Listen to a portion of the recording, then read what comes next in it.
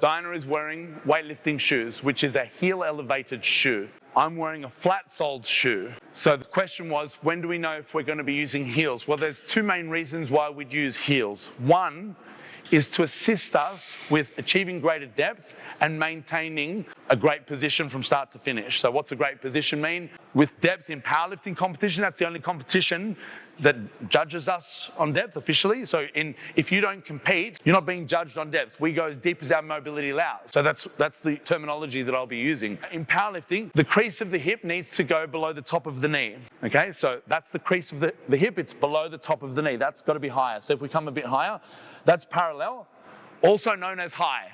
So people say powerlifting depth is parallel. It's not. It's below parallel. But if you're not a powerlifter, you don't need any of that. There are such things as partial range squats, which I'm not a huge fan of. And typically, what I want to be working people towards is roughly powerlifting depth, even if you're not a competitor. However, if you've got some type of condition where your joints don't allow you to achieve that depth, I won't force you to go ass to grass. For example, if you lack the mobility to achieve that depth, depending on the squat pattern, that's when I might suggest something like a squat shoe. So Dinny's using them just to keep it simple today. We're just going to have one pair of footwear. But a lot of the variations that we do, like, will be flat-soled shoe or even bare feet. So bare feet is equivalent to a flat-soled shoe. Now, the elevated heel makes up for a lack of ankle joint dorsiflexion. So plantar flexion is pointing downwards, dorsiflexion is upwards. So if you lack ankle joint dorsiflexion, it may interfere with achieving a great depth in squatting. So therefore, adding heel elevation can assist you in achieving a better depth. What do we need more depth for? Okay, well, let's talk a little bit about the science. Science is now coming out with a whole bunch of new research that supports training the muscle at the longest position has the most benefit for muscle building. Okay, so that means we've got this range of motion, okay, that's where the muscles are at the shortest position, and then this range of motion where the muscles are at the fully lengthened position. So if you were to compare three ranges of motion, which is what a lot of the research compares, the third range is full range. So you've got lengthened partials, which is lengthened partials, versus shortened partials versus full range. Contrary to the way that I like to do it, which is full range, lengthened partials produce the most hypertrophy. So if your goal is purely muscle building, that's going to be more beneficial, which is where an elevated heel can allow you to achieve greater depth and train your muscles through a more lengthened position. Now, in a powerlifting competition, you don't need to worry about muscle hypertrophy or lengthened anything.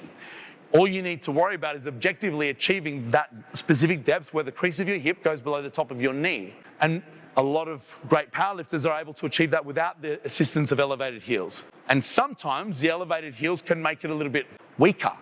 Like, that's how it does for me. For me, I squat in competition with flat-soled shoe because I'm stronger that way. It allows me to sit my hips back and use my stronger hips. Elevating the heels will allow you to push the knees further forward and remain more upright. If you lack the mobility, that's just what you have to do to allow more depth. Now, there's another reason why we might elevate the heels. If you want to build muscle specifically, there's a squat variation that we would prefer that's going to allow us to bend our knees more and bend our hips less. See, what we've got is we've got the two main joints that are acting on a squat, which is the hip joints and the knee joints. So there's a hip dominant squat and a knee dominant squat. A hip dominant squat is where the hips shoot back further.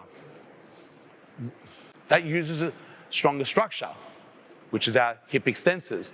Then we've got another squat pattern where our knees push forward further, which uses a different structure, which is the knee extensors.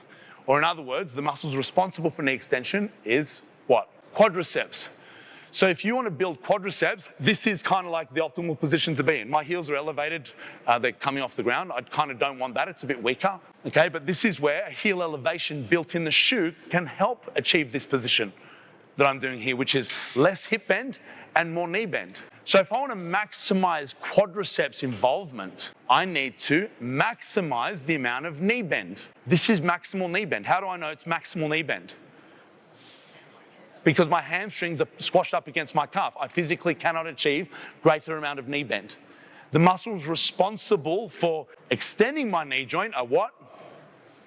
Quadriceps. If your goal is purely building quads, that's going to be my preference in footwear, regardless of whether you have the mobility or not. I promise you, he's got some of the best mobility I've seen. She doesn't actually need those shoes to achieve a great depth in squatting, but she uses those shoes to optimize her depth. exactly the same as the second most mobile athletes in the Olympics.